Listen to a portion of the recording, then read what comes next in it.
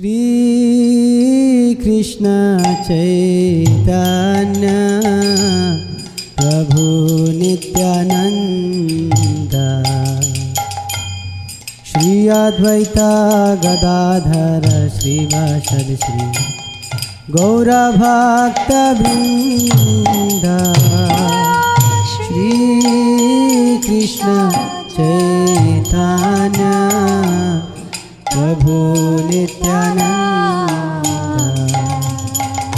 Shri Advaita Gadadhara Srivasadi Shri Gaura Bhakta Vrinda Jaya Shri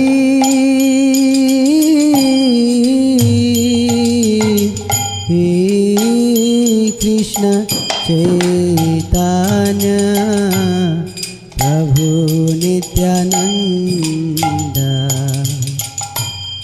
Shri Advaita Gadadhara Srivasadi Shri Gaura Bhakta Vrinda Shri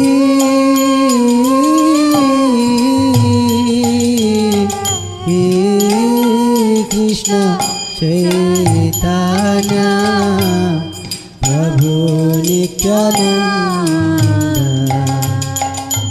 Shri Advaita Gadadhara Srivasadi Shri Gaura Bhakta Vrinda Jaya Shri Krishna Chaitanya Prabhu Nityananda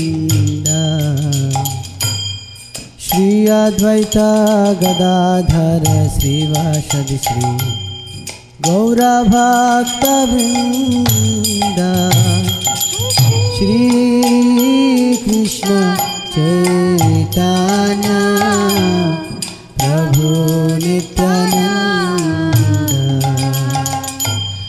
Shri Advaita Gadadhara Srivasadi Shri Gaura Bhakta Vrinda Hare Krishna Krishna Krishna Hare Hare Hare Rama Rama Rama Hare Hare Hare Krishna Krishna Krishna Hare Hare Hare Rama Rama Rama Hare Hare.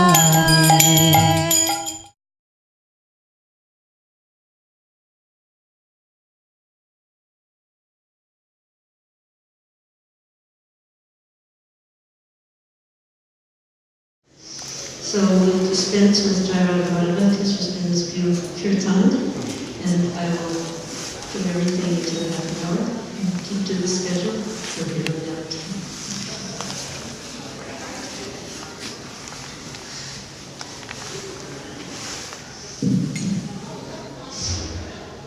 Sri Krishna Chaitanya Prabhu Nityananda Sri Advaita Gadadhara Srivasadi Gaura Bhakta Vrinda Sri Krishna Chaitanya Prabhu Nityananda Sri Advaita Gadadhara Srivasadi Gaura Bhakta Vrinda Sri Krishna Chaitanya Prabhu Nityananda Sri Advaita Gadadhara Srivasadi Gaura Bhakta Vrinda Hare Krishna Krishna Krishna Hare Hare Hare Rama Rama Hare Hare.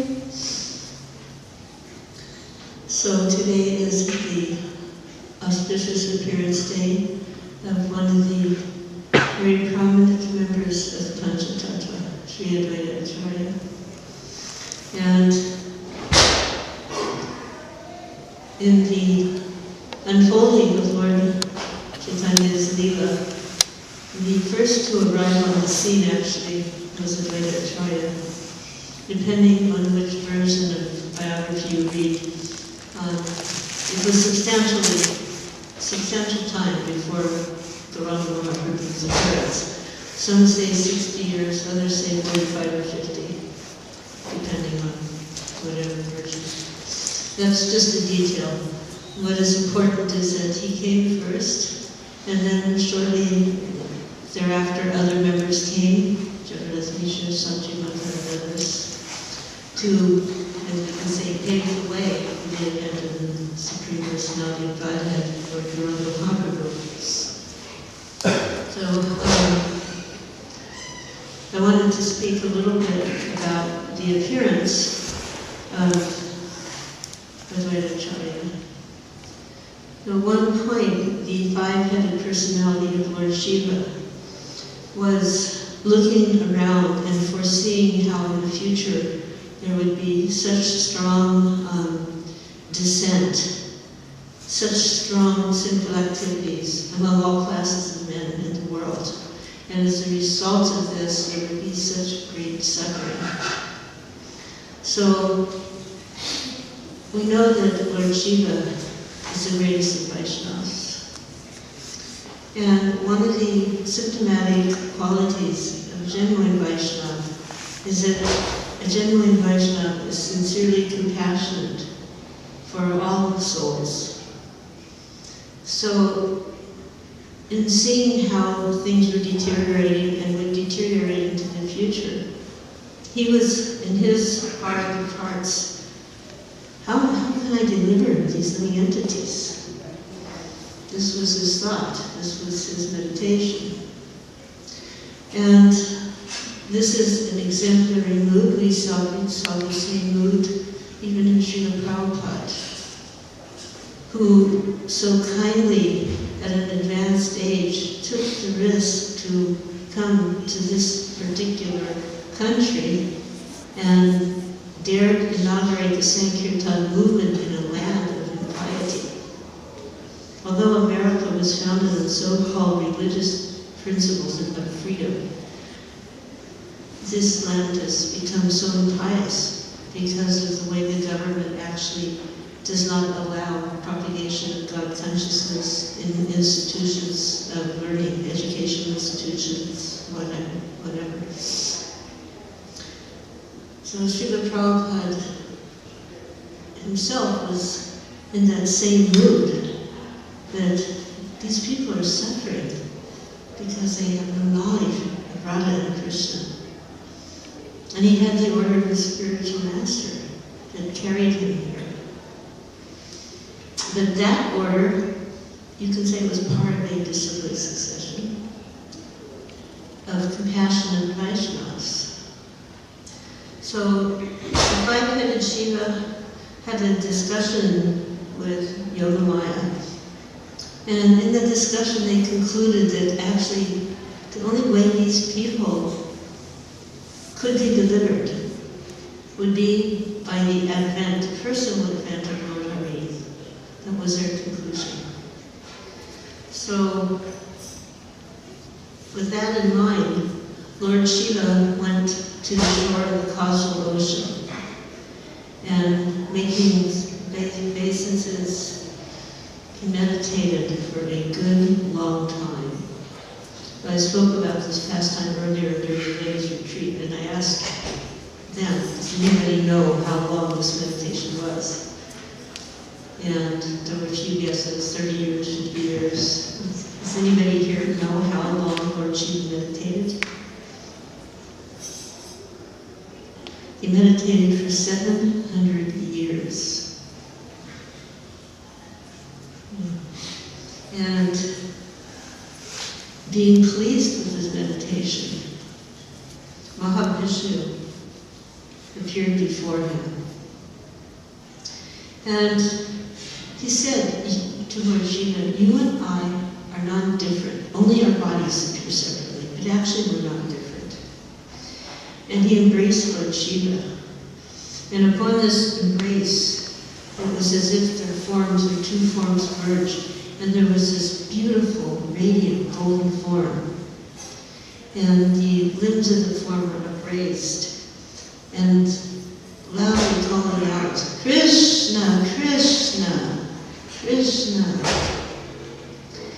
And then It was like the voice coming from the sky. In other words, you couldn't see the source of his voice. We have several instances of that. When Kamsa was taking his sister home after the wedding, there was that disembodied voice, Kamsa, you fool, this 8th child of your sister will kill you. And other instances. So sometimes the voices are within, one hears a voice within, the prompting of supersoul, but on rare occasions, then there's this disembodied voice of some higher power speaking forth powerfully, which is very hard to deny. So in this case, listen, Mahavishnu, first you descend, and then I will come later. And I will appear in Nadia as the son of Jagannath Mishra and Satyamata. So, upon hearing that, Lord Shiva entered the womb of the wife of Kuvera Pandit, Kuvera Acharya.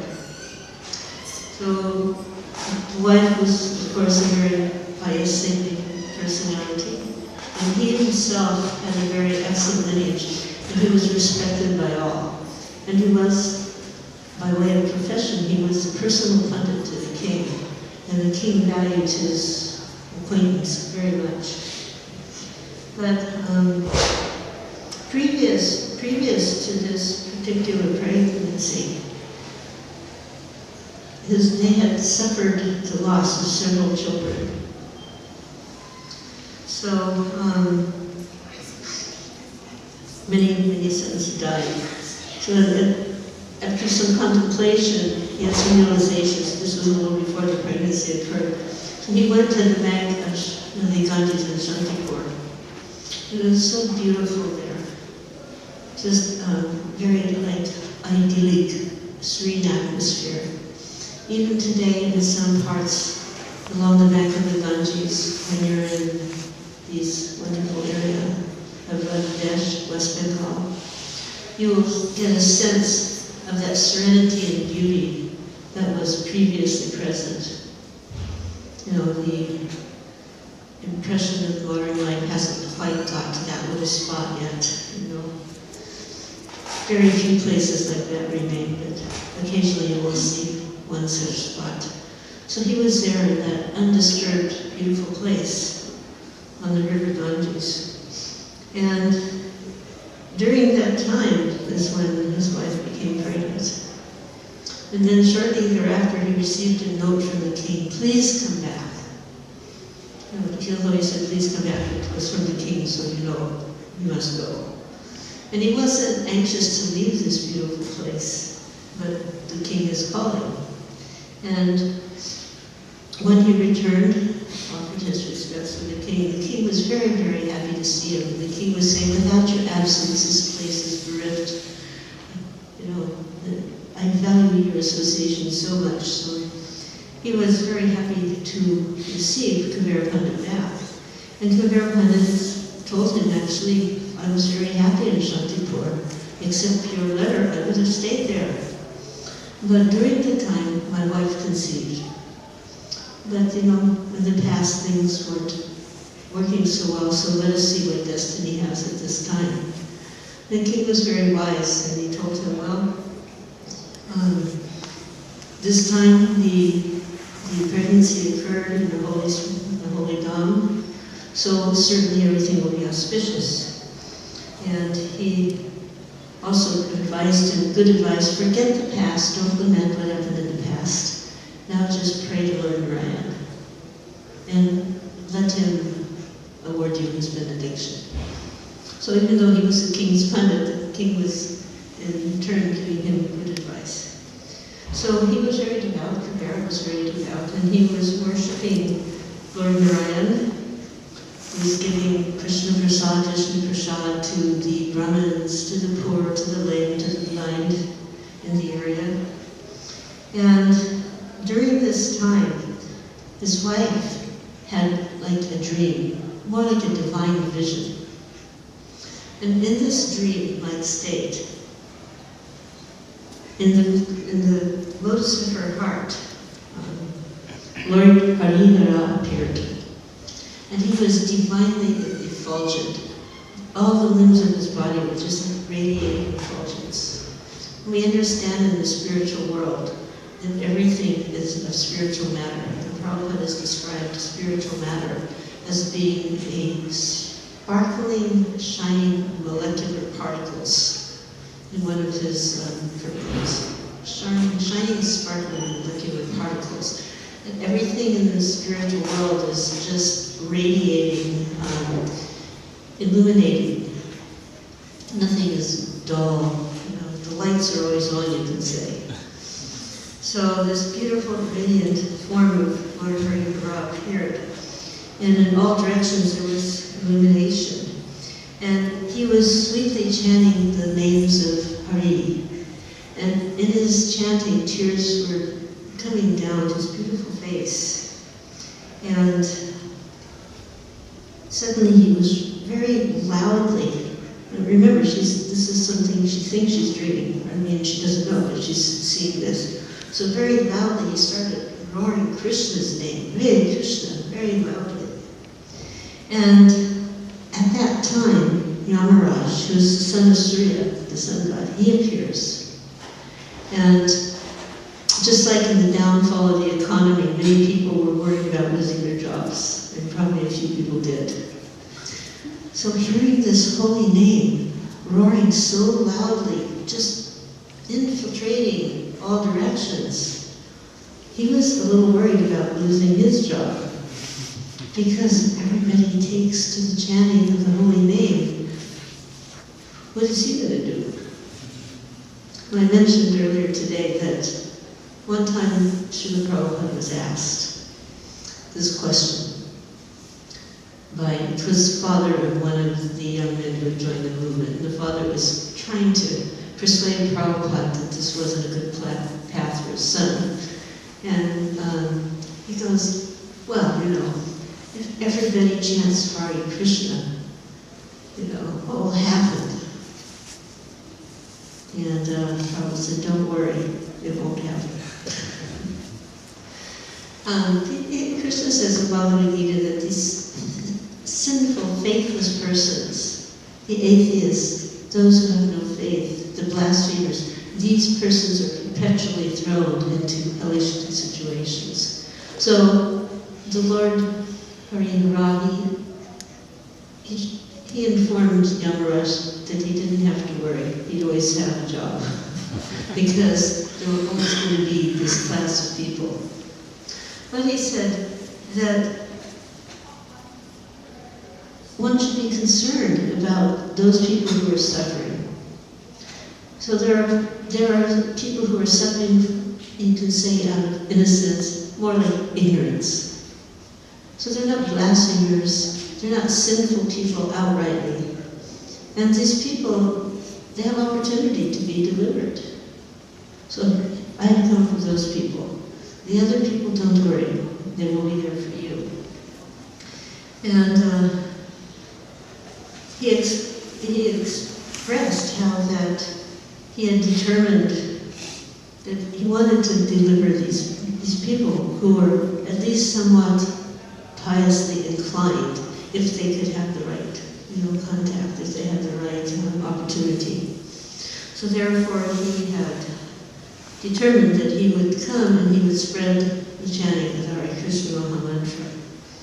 And he said that this is really, to save these people, to deliver these people, this will be the reason for my birth now. And he said later, all the saints will actually praise, they'll glorify Kali Yuga. Because in Kali Yuga, in spite of being such a sinful ocean of misery, there is this one redeeming factor. And that is the glorification of the Supreme Lord through the Hare Krishna Maha Mantra that is capable of delivering all living entities. So, he said, don't worry, the atheists, the blasphemers, they will never be delivered. And then she woke up and she was astonished. Because sometimes when you have a very intense dream and you wake up and and you're just not sure, did that really happen, or was this a dream? Probably everybody's had kind of a similar experience. Or, generally you wake up and you forget all about it, but in certain very intense dreams, you wake up and you're kind of wondering, where am I? Was this real or not? So she told her, Kavera about this dream, and then the pregnancy had continued. And then on the 7th day of the waxing moon of the month of Magh, which is now this January-February period, Sri Advaita appeared. So on his appearance, very joyful occasion, the ladies were bathing, they were bringing gifts and charity, they were bringing gifts to the child, and they were making this auspicious sound that we hear when we go to Sridham Mayapur, when they blow the conchas or the arti starts. Today I had some very enthusiastic ladies in the audience, and they wonderfully obliged by making this wonderful sound. So a few of the ladies are here today. Maybe we can get those ladies to come together and do this again. I cannot, I don't know how to do it. Anyways, you all know what I'm speaking about. And it's considered an auspicious sound. And I was expressing how in this time, when we first came to Sridham Mayapur with Srila Prabhupada, that was our first exposure as Western people to this sound. And that very night after hearing it, on the very first day, we got together, all the ladies in our little wet tents, and we were living in tents, and it had been raining, so it was pretty wet, and we practiced this sound. And then the next morning for Mangal Arti, our little wet Mangal Arti, we just a few of us, and we very proudly blasted forth.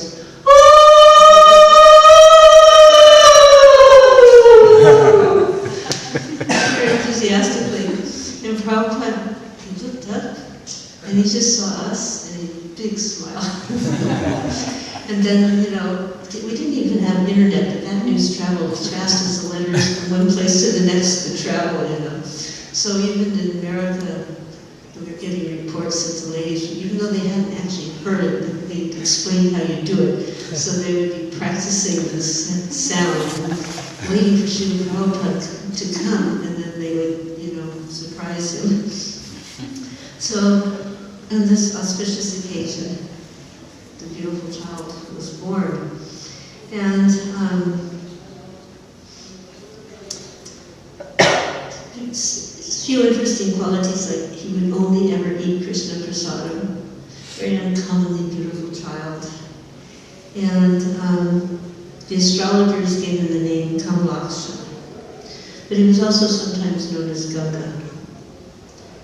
And at the age of 5, his father decided to teach him full alphabet, so within a month he had mastered that. And then, somewhere around that time, he's still young, early age, his mother had another dream. So in this particular dream, she saw her son in the dream. And what she saw was that her son, little Kamalaksha, was the source of Lord Shiva. So in the dream, he was white like Mahavishnu, 4 arms with the 4 conch, club, lotus, disc, and had this beautiful autumn moon complexion.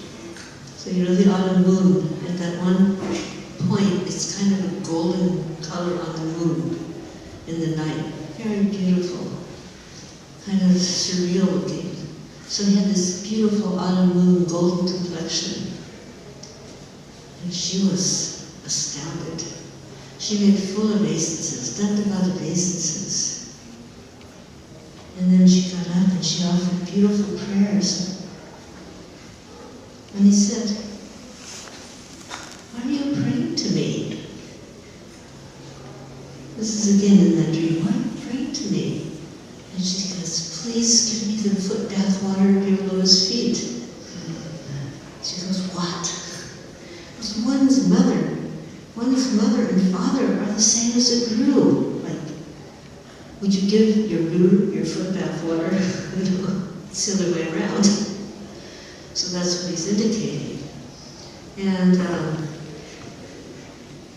she was just struck with this beautiful his reverence and his beautiful realizations. You are Lord Son Shiva.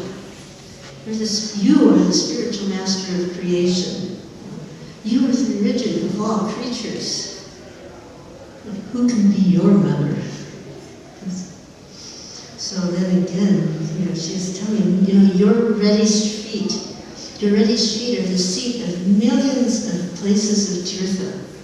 And anyone who drinks just a small drop of the water, anyone who just thinks about drinking that water will become liberated. So again she's saying, please give me the water from your lotus feet. So then he's replying in the dream, don't ask again. So, and because he didn't want to be harsh, he says, if you like, I will call all the places of pilgrimage, and then you can bathe and you can drink and execute religious duties. And at that she just woke up. Kind of a dream. What just happened? What a wonderful dream. And her little son was there, little Advaita, Kamalaksha. He says, tell me, what are you speaking about? And she just says, no need for you to know any of this. No, tell me. If you don't tell me, I'm going to stop dancing and chanting. Because he was known for his beautiful dancing and chanting. It was very enchanting, his dancing and chanting. And she just said, you're just a child, you won't understand, you'll forget it. But then, because she was so overcome with memory of that dream, she actually told him. And as she was telling him, just tears of ecstasy were just streaming down her beautiful face. So he says, Mata, tonight I will bring all the holy places here. I'll bring them tonight and tomorrow. Tomorrow you can become successful. So, who's going to believe this? You're just a small boy. Who's going to believe this? But that night, in the state of very ecstatic meditation, mystic meditation, he called all the personified holy places with his mystic power. The Ganga, the Yamuna, the Bhagirati, Saraswati, all these beautiful rivers came. And making their obeisances to him, you have called, what do you want? And he said, I want you to stay here. He said, if we stay here, we cannot stay here. We'll spoil this place. And then he said, then you come one day each year. So they asked, which day? And he told them, the 13th day of the waxing moon during the month of Mara, which is March and April. So they promised, okay, we can do that. We can't disobey. And from this little transaction, Pandit Tirtha, the holy place where the personified Tirthas have promised the Lord they would appear, so that place is there. And then he asked them to remain the night on this mountain and remain as waterfalls. So the next day, he told his mother, I have something wonderful to show you. And he took her to the mountain. And he took out a conch. And he blew this conch. And he banged the gong. And suddenly just streams of water, beautiful water, just came flowing down this mountain. And it was like the blackish water from the Yamuna, the crystal clear water from the Ganga. There was reddish water, there was yellow waters. beautiful colored waters, and they were accompanied by beautiful melodic sounds. So, it's sweet melodic sounds of that. So Advaita, he delivered his word to his mother. He told her that he would do this. She couldn't believe it would happen, but it was happening. He was known as a Shrutidar, means one who, just by hearing, will remember. It is very rare, I think, nowadays to find such a personality who just one hearing will remember everything. So, he was studying with the king's son, and this son of the king took him to see this Kali deity. And little Kamalaksha was overcome. The deity was very beautiful. Last night we had a drama at our retreat, and one of the ladies came, and she was part of the drama, and her part was to be the goddess Chandi, goddess Chala. And she looked really awesome. So here was this beautiful deity. He was in front, looking at the deity. This king's son was bowing down, and when he got up and he saw that Kamalaksha had not bowed down, he rebuked him. "What is wrong with you? You should bow down. You should make obeisance. They're small children still." And when he heard that, he became very angry. It just kind of burst out of him.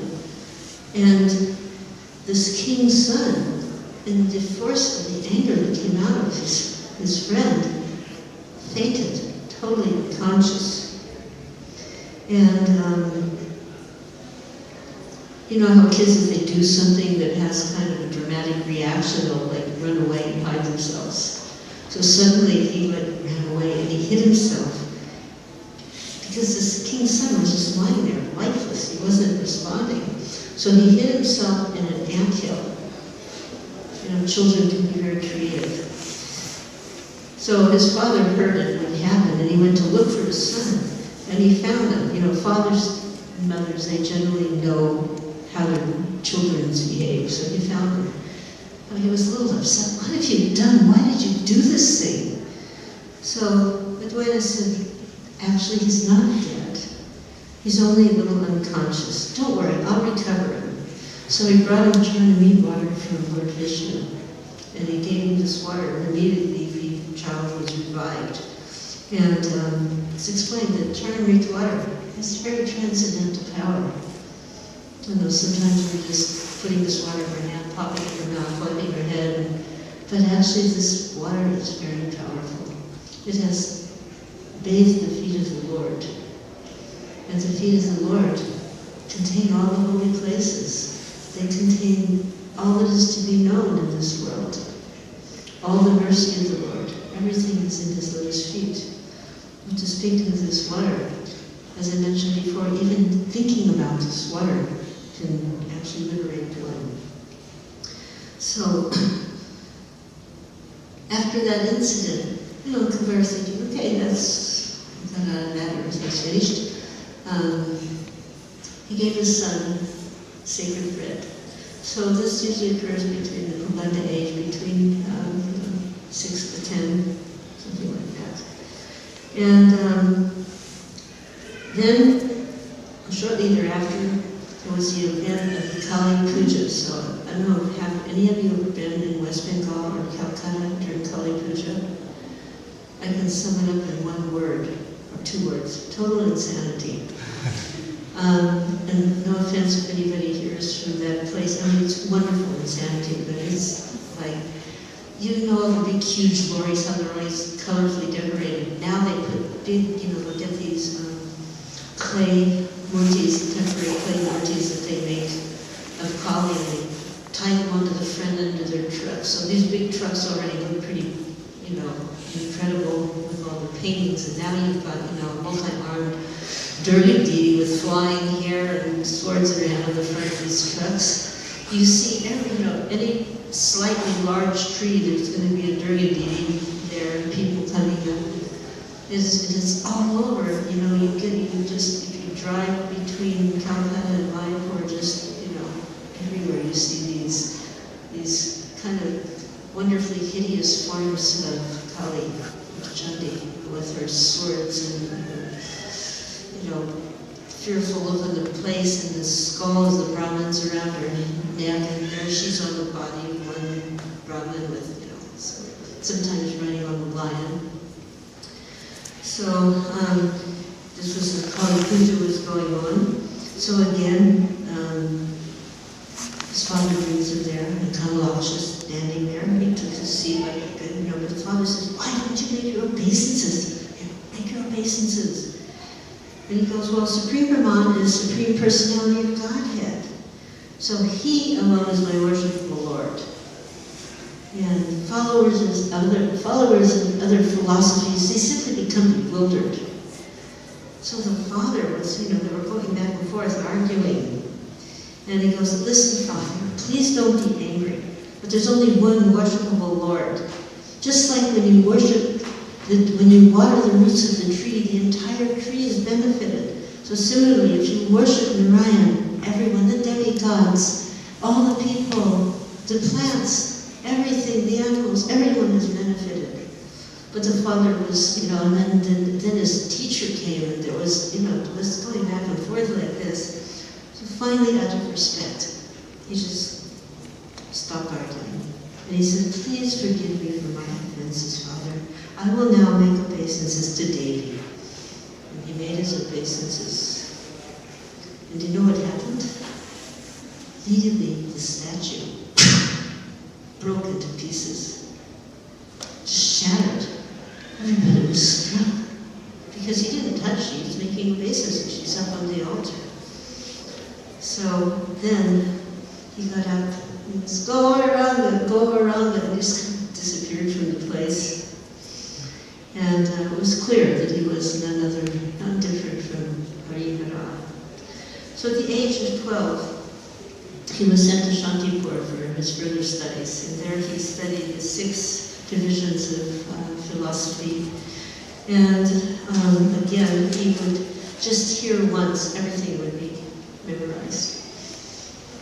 So then, he lived himself a long age, by the way, 125 years. So his parents had him at a slightly later age also, because they had his previous children. So now his parents had become very aged, in their 90s it said, and they told his son, "We're not so long for the world, so you can prepare. When we depart, we should take pilgrimage of all the holy places." And very soon after that, they did depart, and then he began a tour of all the holy places, starting in Prague. He shaved his head, he went to Mathura, he went to Raj, and when he saw Govardhan, he became overwhelmed with ecstasy, just calling out Krishna's name with his arm raised.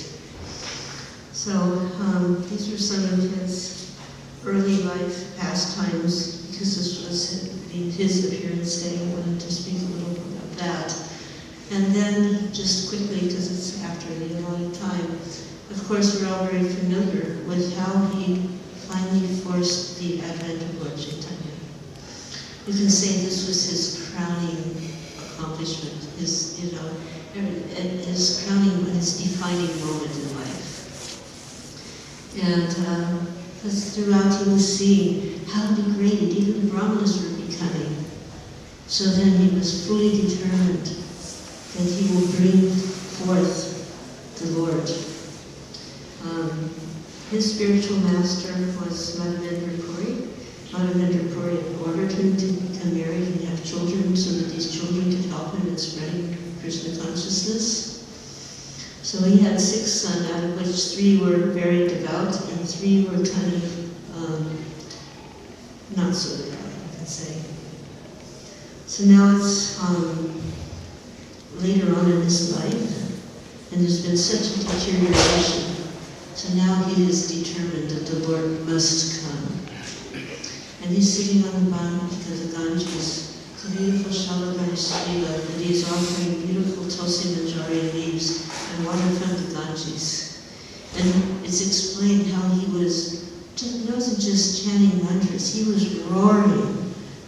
voice was vibrating through the atmosphere up into the actual abode of the Lord. And finally the Lord agreed to descend, and he entered the womb of Sachimanta. At one point, Advaita heard that something unusual was happening with Jagannatha Mishra and Sachimanta, that she had become transformed. They were slightly older when the birth of Brahma happened. And somehow or other, she had become divinely beautified, and this was being known. So Advaita Acharya went to their home, and he entered the room where Sachimanta was confined. And when she saw him, she was shocked, because he was he was the most senior of Vaishnavas. Advaita, what are you doing here? And he said, never mind, you will soon know. And he circumambulated her. And her mind was disturbed. Why is he, he was like a guru. Why are you doing this? Never mind, you will know. And then he offered prayers to her womb. And then he departed.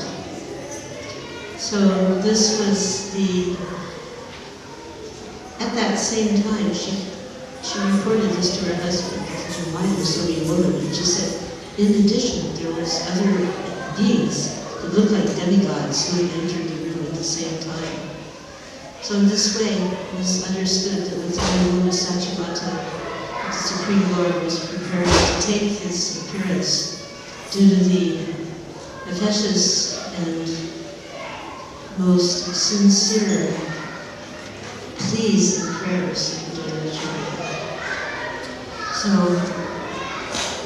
in this way, Kali Yuga became an ocean of mercy, because by the advent of Dharma Mahaprabhu, by the pleas of Advaita Acharya, the Hare Krishna Maha Mantra became prominent, not only as we can understand in the land of Varanasi, but indeed by the mercy of Prabhupada in the whole planet. So, I was talking about obeisances on this day to the lotus feet of Sri Acharya, and may we become his worthy servants and assist him in his mission, which was to bring the Lord and to serve the Lord by ensuring that the holy name would be heard. So, a little after 6, a little late, so I apologize again that I was a little late. But if anybody would like to say something else about Advaita Acharya on this day, it is always good to clarify the past preceptors. If any of you would like to also say something, please. Because I haven't really spoken that much. We could sit here for a few days to hear his glories. So at least you have something. Can you say something? It was just so many amazing pastimes, so perhaps in the occasion. He was himself the spiritual master of Haridas Thakur. He initiated Haridas Thakur. And he showed a complete indifference to the social customs of the time. And he lived by the law of the Lord, which was by qualification, not by birth. So one of his wonderful moments was when it was a Shraddha ceremony for the departed ancestors. And after that ceremony, the most worthy person is offered the first offering. So he gave that first offering to Haridas. So knowing that Haridas was coming from this, non-Hindu family, a